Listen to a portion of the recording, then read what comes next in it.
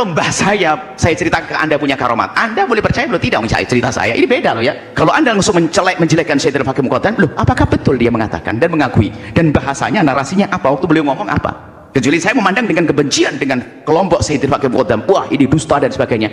Penyebaran Islam di Nusantara diklaim oleh mereka, makam-makam berkeramat diklaim oleh mereka. Kita pengen tahu keramatnya mana, keramat apa? Keramat dan khurafat itu beda, Pak. Bukankah sering kita dengar ulama cerita Isra Mi'raj yang dilakukan Nabi adalah menghadap kepada Allah dalam Isra Mi'raj, dan itu hadiah buat kita, sehingga seorang muslim sehari tidak kurang berisra Mi'raj 5 kali, yaitu dengan sholat. Loh, ini bukan pembelaan kepada Sayyidina Fakih Muqaddam dan sebagainya, kita membela kebenaran. Apalagi kalau kita mendengar ceramah-ceramah orang yang ngaku keturunan Nabi tapi kemudian membuat hoax, muncul ajaran-ajaran khurafat itu dari mereka yang mengaku keturunan Nabi, bahwa ada leluhur mereka yang sanggup mi'raj satu malam 70 kali. Bayangkan, menemui Gusti Allah 70 kali satu malam. Nabi itu seumur hidup hanya satu kali. Ngomong apa itu? Tidak mungkin lah kita percaya. Nah, kalau Anda tidak percaya kalau itu Sayyidina Fakih Muqaddam ngomong apa kira-kira? Bukunya di mana bunyi? Siapa yang menukil cerita ini? Bisa jadi ada dimasukkan sesuatu yang berlebihan, bisa jadi. Sementara telah disepakati adalah seorang alim besar Sayyidina Fakih Muqaddam. Kalau ada berita yang aneh-aneh, bisa saja. Kan banyak dikatakan oleh para ahli tasawuf, alangkah banyaknya al-madbu', seorang imam rusak gara-gara atba' pengikut. Berlebihan. Ayo. Ahli nasab di Indonesia yang ahli betul saya tidak tahu. Karena ini ilmu yang sangat jarang. Yang saya tahu dan sangat populer adalah Kiai Haji Imaduddin. Luar biasa. Terserah penyanyi setuju atau tidak setuju bahwa secara akademik ilmiah itu dahsyat sekali. Nih ada keramat, ada khurafat. Kalau keramat, orang waliullah kelihatan nama orang keramatnya, bisa jalan di air, banyak yang menyaksikan, terus ditulis oleh saya yang menyaksikan bersama-sama orang tuh. Jangan menjelekkan Abdul Qadir Jalil pada saya Fakih Muqaddam, dia membawa cerita itu barangkali. Kemudian maksudnya 7 kali Isra Mi'raj itu seperti apa maksudnya? Atau hanya mungkin dia sholat 27 kali, karena sholatnya seorang hamba adalah seperti Isra Mi'rajnya Nabi, dalam arti saat itu menghadap khusus kepada Allah dengan at-tahiyatul mubarakatuh. Mungkin kita tidak tahu seperti itu. Leluhur mereka bangkit membentak malaikat Munkar Nakir. Malaikat Munkar Nakir karena menyiksa orang yang dikubur di sebelahnya Habib ini. Kemudian sambat mengeluh rame malaikatnya gentak Melayu. Tidak mungkin malaikat kalah dengan orang alim sealim apapun, kecuali Rasul, dan Rasul tidak mungkin membentak, itu tidak mungkin. Jangan langsung gara-gara keramat yang aneh dinisbatkan pada Syekh Abdul Qadir Jalil, oh Qadiriyah nggak benar semuanya. Loh, Anda ini apa? Sayyidina Fakih Muqaddam, kemudian Alawi semua. Syekh Alawi Al-Bantani Masya alal ma'i fi Bali. Ketika jalan-jalan di Bali, saya melihat bahwa Kiai Alawi berjalan di atas air. Itu namanya Kitabatul Karomah, menulis keramat para wali. Lah model manusia begini loh penghancur perusahaan, buat perusahaan. Habaib, dicari omongan habaib yang nggak benar lalu diangkat, lalu mengatakan habaib begini, doktrin tentang khurafat dan sebagainya. Kami belajar dengan habaib. Anda pun juga melihat apakah saya menghadirkan khurafat? Awas, keramat para wali itu yang ada yang hanya khurafat. Apa itu? Keramatnya nggak ada tapi dibohong-bohong. Saya itu sudah membimbing puluhan dokter. Saya belum pernah ketemu orang yang meneliti sehebat Kiai Imaduddin. Itu dahsyat, luar biasa. Meneliti dari abad 3 Hijriah, kitab-kitab dilacak semuanya. Allah, saya kagum dengan ketelatenan, kemampuan, kemauan. Dan hasilnya ternyata teruji, valid itu siddiq itu benar. Ini loh penfitnah, pengen menanamkan kebencian. Habaib, khurafat semuanya. Loh, ada 1-2 habaib yang tidak sempat belajar dengan benar barangkali, lalu omongannya salah-salah. Apakah itu akan jadikan kita ukuran? Saya belajar dengan para habaib, saya mengetahui ilmu-ilmu beliau juga, karena kita belajar dari beliau. Dan setelah itu ilmunya kami serap, kami rekam, kami sampaikan. Mana khurafat? Syekh Tubagus Mogi bisa muncul dari sumur. Dia pergi ke Bali tidak melalui bandara, tidak melalui Banyuwangi. Dia masuk ke sumur di dapurnya, kemudian keluar di jet pumpnya Yai Suryadi. Itu namanya khurafat. Tidak terjadi tapi ditulis-tulis. Tapi ada habib ini, loh, itu yang itu. Saya kan tidak ngambil yang itu. Anda mengambil kejelekan omongan dari habaib, lalu Anda ingin merendahkan habaib. Anda pun fitnah. Siapa Anda? Anda ingin mengadu, menjadikan umat Nabi Muhammad bermusuhan? Saya belajar dari para habaib yang ulama, hebat mereka. Dan kami lihat pemikiran mereka adalah pemikiran yang indah. Itu namanya khurafat tidak terjadi, tapi ditulis-tulis. Kebanyakan ada penelitian dari ilmuwan di Timur Tengah yang ada di kitab-kitab Ba'lawi itu bukan karamah tetapi khurafat. Kami hanya heran kepada manusia yang ingin menanamkan kebencian. Jadi permasalahan kita bukan urusan habaib ada yang salah, Gus yang salah, manusia yang mencoba mengangkat mengangkat sisi-sisi tertentu untuk membuat permusuhan, penfitnah dia.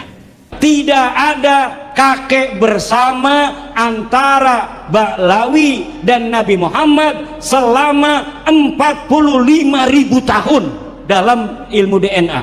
Ini secara umum segala nasab, kalau satu kelompok yang menisbatkan bahwasanya dia punya nasab kepada orang tertentu, Anda tidak berhak untuk otak-atik. Ini siapapun nasab ke siapapun, apalagi kepada baginda Nabi SAW. Kalau ditanya ahli nasab siapa? Ya Kiai Imaduddin. Wah, dia tidak spesialis nasab. Memang tidak ada kuliah spesialisasi nasab, tidak ada. Hanya diketahui dari perilaku ilmiahnya, tulisannya. Orang diketahui keahliannya adalah dari tulisannya. Berarti kalau ditanya siapa ahli nasab Indonesia, ya Kiai Imad. Karena masa depan itu ketika ingin menelusuri keturunan Nabi, cukup lihat tes DNA-nya dulu. Oh, tes DNA J1. Oke, masuk dalam penelitian. Kalau misalnya haplogrupnya kayak Ba'lawi, G, kita mau ngapain saja di dalam ilmu nasab, ilmu sejarah, pasti ini ujung-ujungnya putus. Jangan sampai ada gerakan, ini ada gerakan di kampung ini adalah penentuan nasab, jangan-jangan salah ini DNA, bahaya itu. Sudah kita putus, nggak boleh, nggak ada penetapan nasab dengan DNA, sudah selesai. Apalagi sampai membatalkan nasab, naudzubillah, qadzaf, membatalkan nasab. Orang ini bapaknya ini dikatakan tidak sah gara-gara DNA.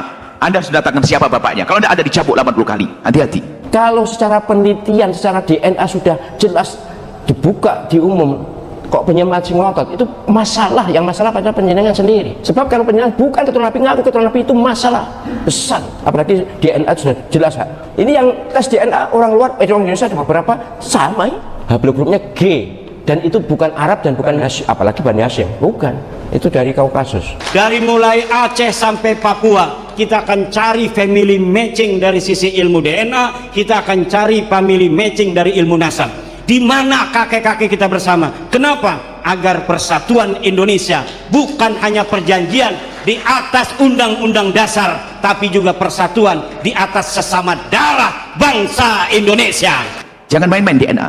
Anda misalnya sudah tentu, Anda anaknya si fulan, kemudian saya kok iseng langsung cari DNA, wah nggak bener kan DNA, nggak bisa. Kalau ini bukan bapaknya siapa? Ayo. Kalau kita tidak bisa menentukan, maka saya dicambuk. Hati-hati. Intinya jangan main-main DNA deh. DNA adalah masalah penemuan-penemuan baru, tapi bukan untuk menentukan nasab. Hei hamba Allah, jangan bikin gaduh malah dalam umat. Kalau DNA ini diterapkan, wah ini heboh semuanya. J1 itu Nabi atau Bani Hashim ya. J1 itu Bani Hashim. Nah ini tidak ada yang tes tuh, yang J1 itu tidak ada. Sak dunia itu 180 wong itu tidak ada. Terus piye itu? Mosok jek ngotot ae. Malah diharamkan malah yang di DNA ini. Wah, aneh. Nah ini nasabun batilun mardudun maudu'un munqati'un. Bahaya orang utaati nasab itu. Dan itu tidak harus sampai derajat 100%. Karena 100% itu gimana sih mempercayai nasab 100%? Kecuali Anda lihat waktu hubungan suami istrinya waktu kelahirannya. Kalau berkaitan dengan masalah akidah begitu, berarti kita harus adakan verifikasi. Setiap orang yang mengaku sebagai turun Nabi, berita itu bisa benar, bisa salah. Kalau berita itu bisa benar, bisa salah, bagaimana cara kita memverifikasinya? Ya kita lihat data-datanya.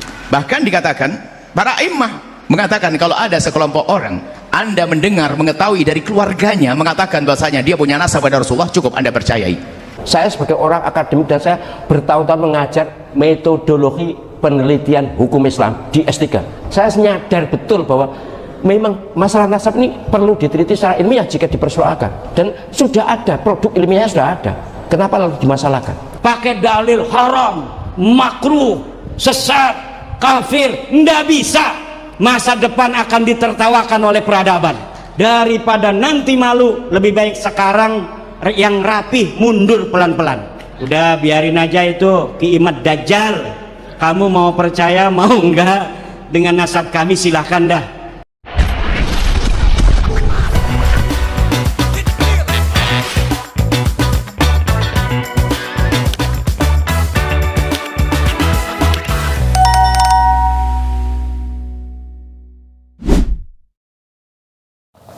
Assalamualaikum warahmatullahi wabarakatuh, sahabat yang dirahmati Allah ya, pelita ilmu ya. Semoga masih dalam kondisi sehat walafiat. Barusan kita sudah menyimak video ada Kiai Yahya ya, atau Bu Yahya ya, yang mengatakan percaya dengan dongeng-dongeng dari Fakih Mukhodam. Ada Kiai Haji Maduddin Usman Al-Bantani, juga ada Prof. Ahmad Zahro.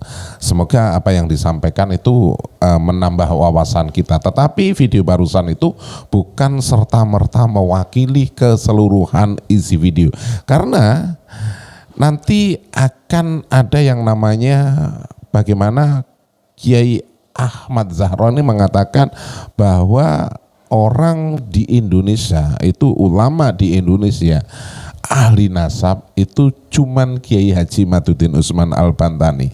Yang jelasnya dalam hal ini Profesor Ahmad Zahro ini mengatakan, menyangkal kurofat-kurofat yang diceritakan oleh kelompok-kelompok dari Balawi yang didukung sepenuhnya cerita-cerita itu oleh Bu Yahya ya, seperti yang sudah kita simak barusan ya. Dikarenakan si Bu Yahya ini bergurunya kepada Balawi, seperti yang sudah disampaikan sendiri ya sahabat ya.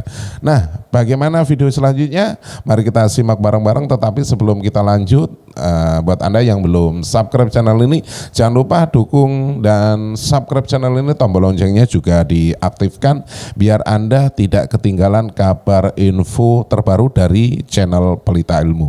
Sahabat yang dirahmati Allah, mari kita simak bareng-bareng. Durasinya agak sedikit panjang ya, jadi sediakan tempat waktu yang pas.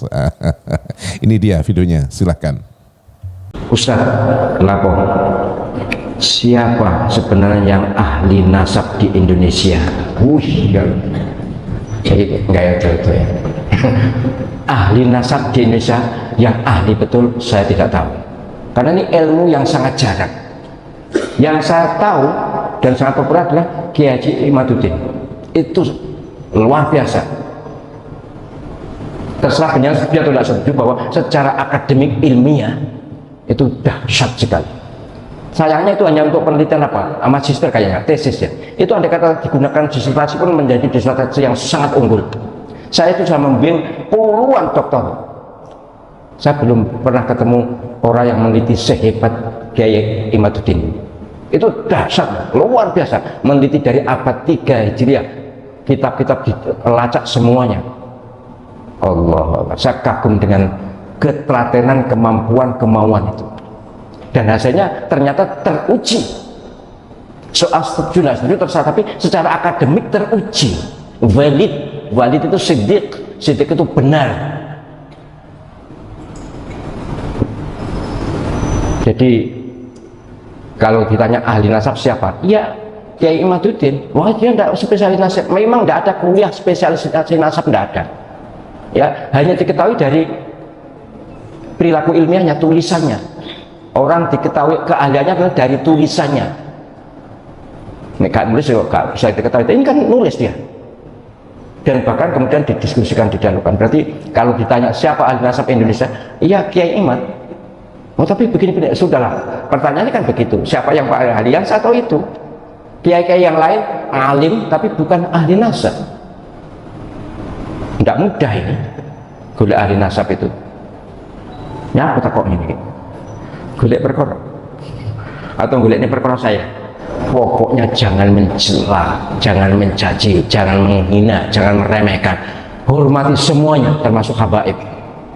Dan andai kata penyanyi termasuk yang mengikuti pendapat atau arus Kiai Imaduddin yang tidak mengakui bahwa Pak Alawi itu nasab bersambung ke Nabi, tetap boleh dipanggil Habib, tetap harus dihormati, walaupun penjenengan tidak mengakui ketersambungan nasab Pak Alawi kepada Nabi.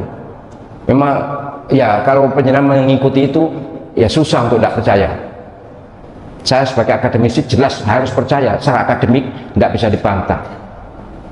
Perkara yang tidak setuju ya banyak, hal-hal yang tidak setuju banyak.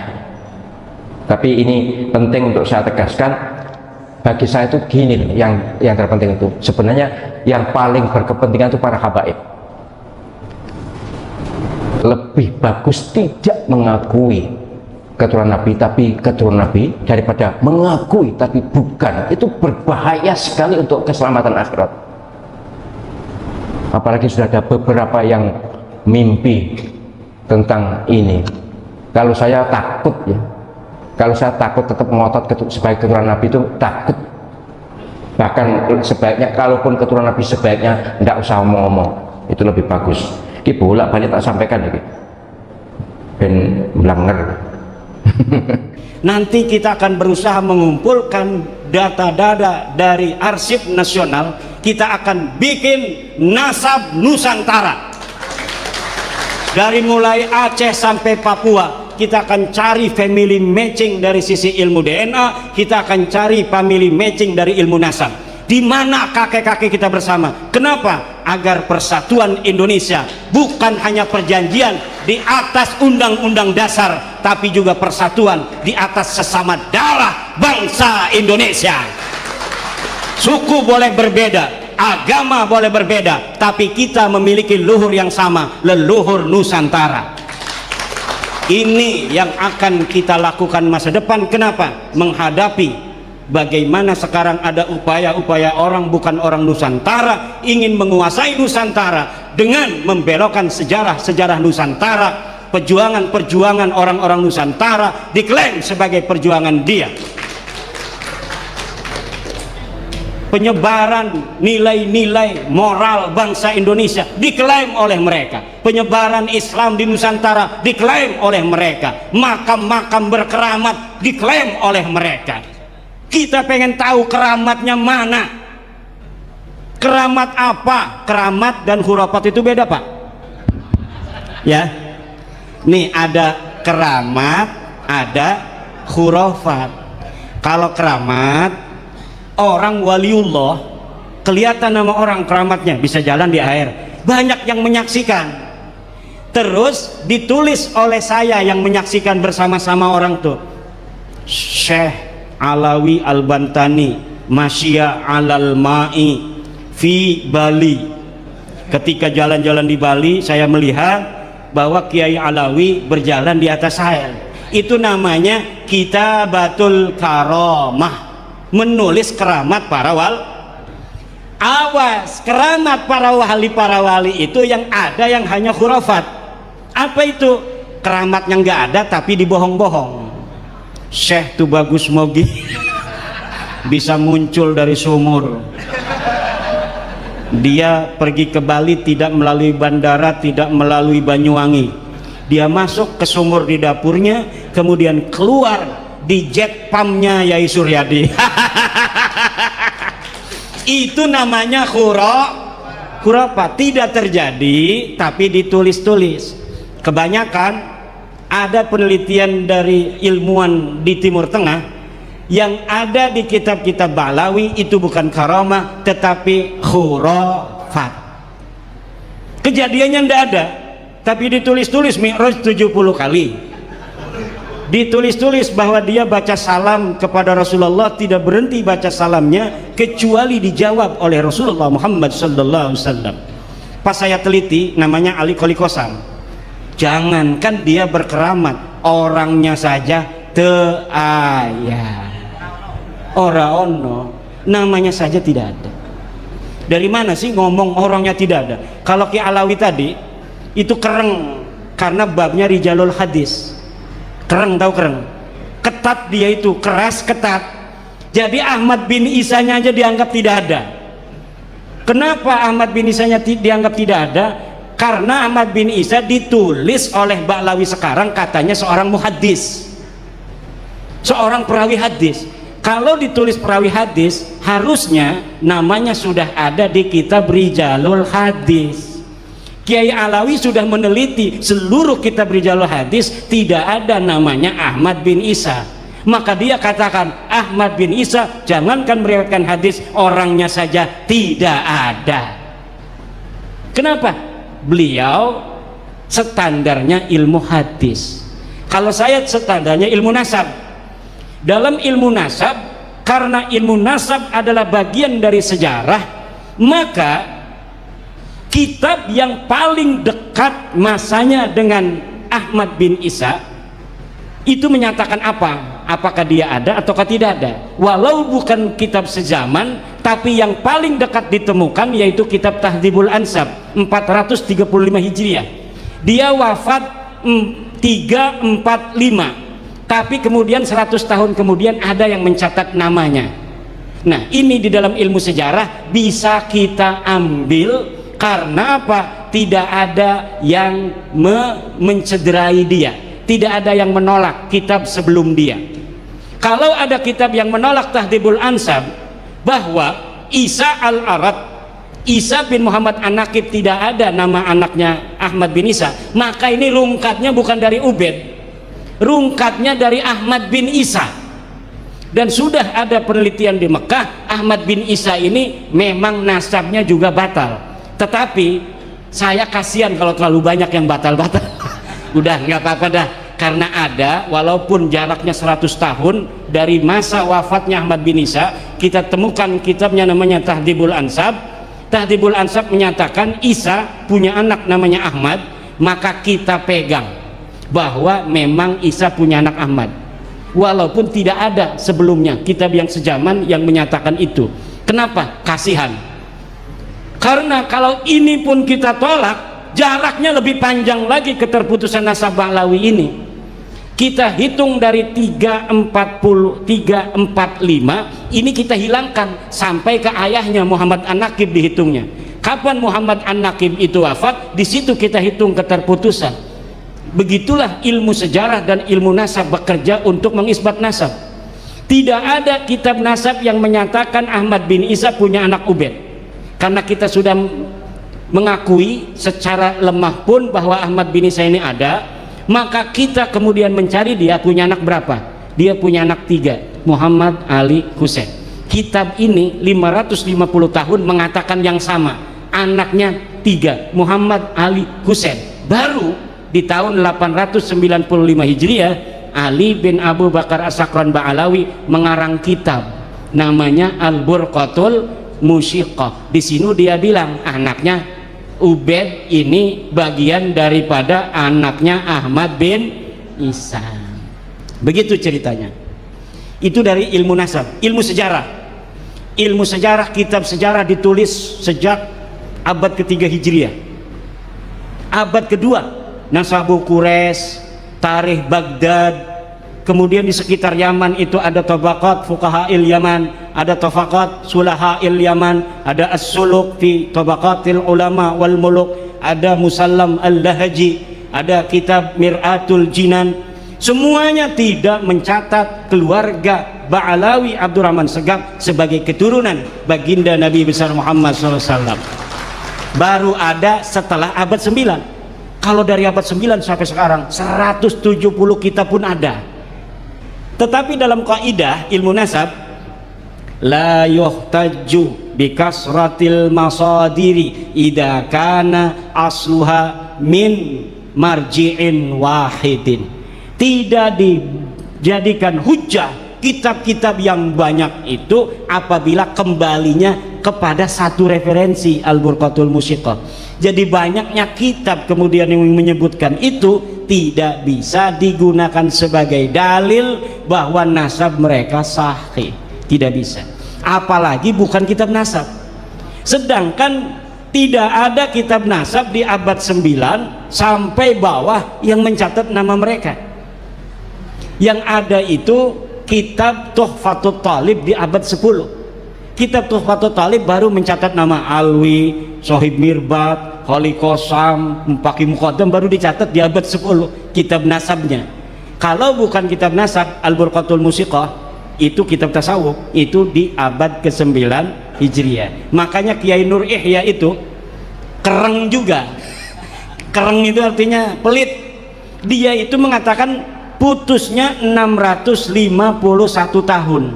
Kenapa? Karena kitab nasab yang pertama mengatakan itu ada di 966 Hijriah, kitab Tuhfatut Talib. dihitung dari 345 Hijriah sampai ke 996 itu 651 tahun. Kalau saya orangnya loman, orangnya baik, nggak kereng kayak Kiai Alwi, nggak kereng kayak Kiai Nur Ihya.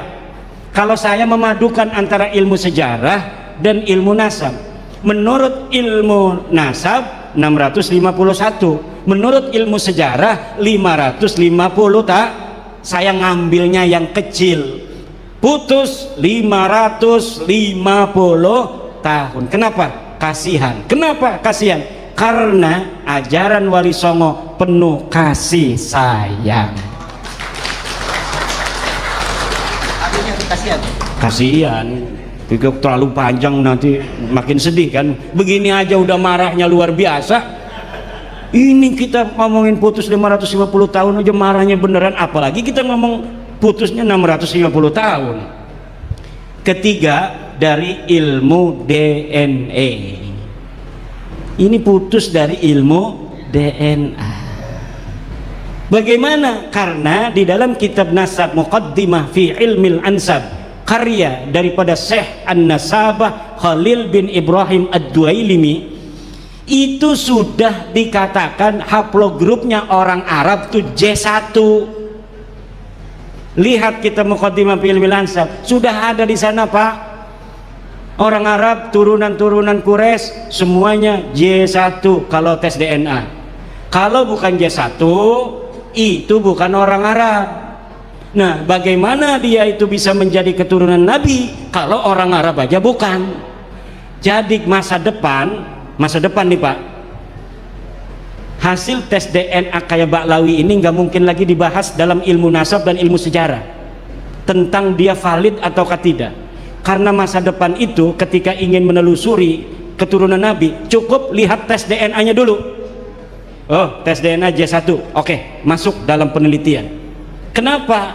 Karena sudah ketahuan orang Arab, garis lurus laki-lakinya.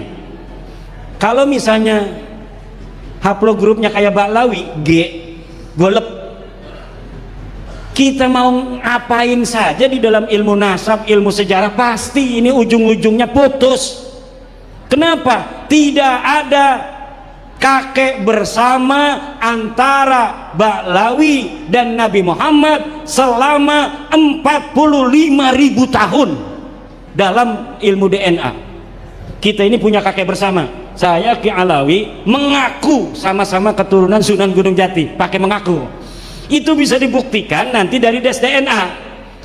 Tuh bagus mau tes DNA, saya tes DNA, ini tes DNA. Nanti kakek bersamanya ada nggak di 400 tahun? Kalau kakek bersamanya ada di 400 tahun, sah mengaku keturunan Sultan Hasanuddin. Kenapa? Karena Sultan Hasanuddin dan kita hari ini itu jaraknya 400 tahun atau 500 ya, 500 tahun. Kalau misalnya pas tes DNA Abdi ya jeung Ki Alawi pas di tes DNA kakek bersamanya 50.000 tahun, nggak mungkin ini keturunan daripada kami ini. Salah satunya pasti ada yang salah dari keturunan Sultan Hasanuddin. Kenapa? Sultan Hasanuddin ada kakek bersama yaitu 500 tahun. Itu cara bekerja ilmu DNA. Pakai dalil haram, makruh, sesat, kafir, nggak bisa. Masa depan akan ditertawakan oleh peradaban. Daripada nanti malu, lebih baik sekarang yang rapih mundur pelan-pelan. Daripada masa depan malu, lebih baik sekarang mundur pelan-pelan. Udah biarin aja itu Ki Imad Dajjal. Kamu mau percaya mau enggak dengan nasab kami silahkan dah. Udah begitu aja udah. Karena kalau enggak begitu semakin dia itu saya mau kemana nggak boleh, saya mau kemana saya makin terkenal, makin banyak yang pengen. Ini udah undangan ceramah ke Kalimantan kemarin dari Malaysia numpuk sekarang, bikin sibuk saya juga ini yang angkat saya Ba'lawi. Semakin dia tidak percaya, semakin orang banyak percaya. Semakin dia punya buat-buat dalil-dalil palsu, manuskrip palsu, semakin orang cerdas-cerdas baca. Coba baca kitab buku Keabsahan Nasab Balawi itu. Dia ngomong tidak ada dalil kitab sejaman, tapi dia bikin manuskrip palsu. Saya sudah tulis manuskrip palsu Ba'lawi versi Rumel Abbas, bisa di-download. Bagaimana kepalsuannya itu? Dia bikin kitab tahun 1960. Seorang Ba'lawi bikin kitab tahun 1960, tapi ditulisnya di situ dibikin tahun 640 Hijriah. Dari mana eta kiimat nyaho baik cina eta palsu? Dari berbagai macam literatur tentang orang yang disebutkan itu. Pengarangnya katanya namanya Sa'duddin Az-Zifari, 640 Hijriah, katanya murid Faqih Muqaddam. Bagaimana dia jadi murid Faqih Muqaddam sedangkan Faqih Muqaddam teu aya jelema nage? Teu aya. Ini kita Nusantara ngomong Bali oke, ngomong Sunda oke, ngomong Jawa kita mah bisa. Kiai Alawi orang bisa ngomong Jawa. Ana ning Pulau Jawa orang bisa ngomong Jawa. Usir iki wong ki. Kudu bisa ngomong Jawa. Ini ngomong Jawa nih kayak wong Jawa Osing. Jawa Osing, Jawa Banyumas, Tegal, Cirebon mirip karo Jawa ning Banten. Ning Banten itu Pak ngomong Jawa 3 kabupaten yang paling banyak. Di kabupaten saya itu Tangerang, mayoritas Sunda, tapi ada 7 kabupaten yang bahasanya Jawa. Tapi Jawanya lucu. Dibawa ke Jawa Tengah, orang Jawa Tengah gak ngerti. Lah saya ngomong Jawa, orang Jawa Tengah nggak ngerti. Ini sebenarnya siapa sih saya ini? Ngomong Sunda lama-lama nggak bisa saya. Ngomong Jawa, tapi ketika di Jawa Tengah, orang Jawa Tengah nggak ngerti juga bahasa Jawa saya. Katanya ada orang Maduranya, orang Madura ngomong saya nggak paham juga. Orang Bali ngomong kalau lagi bahasa Indonesia saya paham. Orang Bali ngomong enak didengarnya kan. Ada getar-getarannya itu, logat Bali itu, logat Betawi. Indonesia ini beragam, dan Indonesia ini diciptakan dalam realitas keberagaman yang luar biasa. Kekayaan alamnya dan kekayaan budaya dan peradabannya tidak boleh dikuasai selain oleh putra-putri Nusantara. Sahabat santri yang dirahmati Allah ya, barusan keseluruhan videonya sudah kita dengarkan ya, apa yang sudah disampaikan oleh Prof. Kiai Ahmad Jahro dan juga apa yang sudah disampaikan oleh Kiai Haji Matutin menanggapi statement yang dikeluarkan oleh Buya Yahya yang merupakan seorang yang sangat getol sekali membela kurofat dari klan-klan yang menganggap dirinya sebagai dzurriyyah Nabi. Seperti apa yang disampaikan oleh Bu Yahya ya, apabila orang bercerita tentang kehebatan keluarganya, kita itu boleh percaya ataupun tidak. Tetapi permasalahannya di sini apabila orang yang bercerita mengklaim bisa memadamkan api neraka, bisa mi'raj 70 kali, bahkan bisa memundurkan pesawat terbang yang sudah terbang ya, dan diceritakan berulang-ulang kali, apabila yang mendengarkan itu kurang paham tentang tentang antara khurafat dan karomah, itu nanti bisa memesongkan para jamaahnya dan akan mengkultuskannya. Ya memang ketika ada seseorang yang bercerita kehebatannya itu ya boleh percaya boleh tidak, tetapi kali ini itu bercerita, menukil, bahkan menyisipkan kata-kata karomah, mengambil jalur nasabnya itu kepada baginda Nabi besar Muhammad SAW, seakan-akan itu kehebatannya, kemuliaannya itu melebihi kemuliaan dan kehebatan Nabi itu sendiri, seperti dikatakan bisa mi'raj 70 kali, sedangkan baginda Nabi besar Muhammad SAW itu mi'rajnya itu cuman 1 kali. Ya seperti apa yang disampaikan oleh Bu Yahya tadi ya, mi'raj 70 kali itu ya siapa tahu sholat ya, tetapi dalam konteks apa yang dibicarakan oleh, dinarasikan ya oleh seorang Ba'alawi ini yang mengatakan si Faqih Muqaddam ini mi'rajnya dikatakan naik kambing 70 kali. Itulah yang mungkin membuat Prof. Zahro itu mempercayai bahwa perlunya tesis Kiai Haji Maduddin Usman Al-Bantani ini untuk meluruskan hal-hal seperti ini. Karena apa? Banyak orang-orang yang mengaku sebagai zuriyah Nabi besar Muhammad SAW itu menceritakan hal-hal di luar nalar, hal-hal di luar logika, yang bahkan cerita-ceritanya itu mengalahkan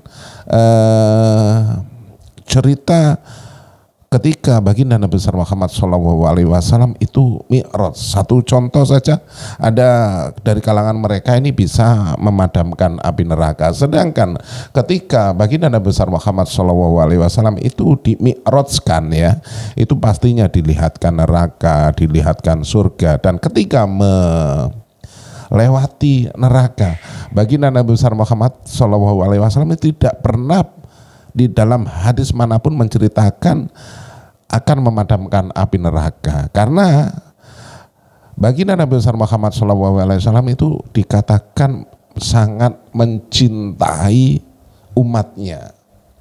Mungkin ya yang kan mungkin ya, mungkin apabila baginda Nabi besar Muhammad SAW itu tidak ingin ya umatnya terbakar panasnya api neraka, mungkin beliau bisa saja memadamkan api neraka. Satu contoh seperti cerita-cerita dari kalangan para Ba'alawi ini yang mengatakan bisa memadamkan api neraka, tetapi beliau tidak pernah mengatakan seperti itu dalam hadis manapun. Nah ini ujuk-ujuk ada seseorang yang mengatakan bisa memadamkan api neraka, bisa membentak malaikat dan lain sebagainya. Inilah mungkin yang membuat seorang Profesor Ahmad Zahro itu tergugah untuk menyangkal cerita-cerita yang dibalut dengan kata-kata karomah. Memang ya yang namanya karomah, korofat itu beda-beda tipis ya. Apabila kita mendengarkan tanpa ilmu, pikiran kita akan terpesong. Seperti halnya Profesor Ahmad Zahro sendiri mengatakan bahwa di Indonesia itu yang namanya ahli nasab itu cuman Kiai Haji Maduddin Usman Al-Bantani, dan sampai sekarang itu belum ada yang bisa menyangga tesisnya Kiai Haji Maduddin Usman Al-Bantani. Sahabat yang dirahmati Allah, mari kita berpikir secara jernih, mari pikir secara positif saja. Boleh kita bercerita melebihkan ya orang yang mungkin kita sayang, kita puja, tetapi jangan sampai melampaui batas. Karena apa sahabat ya? Karena kalau kita bercerita melampaui batas, nanti jatuhnya malah apa ya, seakan mengagungkan, mendewakan dan mengkultuskan. Sesuatu yang dikultuskan itu tidak baik. Karena dalam agama kita itu tidak boleh ya kultus mengkultuskan,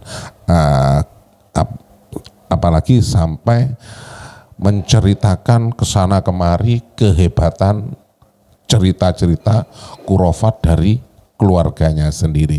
Ya anggap saja ya sahabat ya, apabila ada orang yang bercerita bisa memadamkan api neraka, bisa menurunkan rantai-rantai emas dari langit, bisa menurunkan hujan susu, bisa apa ya, bisa memadamkan api neraka, itu kita anggap sebagai dongeng pengantar tidur. Karena dalam agama kita itu dituntut umatnya itu untuk berpikir secara logis dan lain sebagainya, dan apabila itu tidak tercatat dalam Al-Quran dan hadis, kita anggap sebagai cerita, ilusi, dan fiktif. Sahabat, terima kasih ya sudah klik video ini. Semoga video ini bermanfaat untuk edukasi kita dan untuk teman-teman kita. Dan apabila video ini bermanfaat buat Anda sebagai edukasi, silakan di like, di share, dan tentunya sebarkan kepada kerabat teman Anda yang mungkin membutuhkan literasi video seperti ini. Dan apabila ada tutur kata saya yang kurang berkenan di hati Anda, izinkan saya mohon maaf yang tak terhingga. Akhirul kata wabillahi taufiq wal hidayah. Wassalamualaikum warahmatullahi wabarakatuh.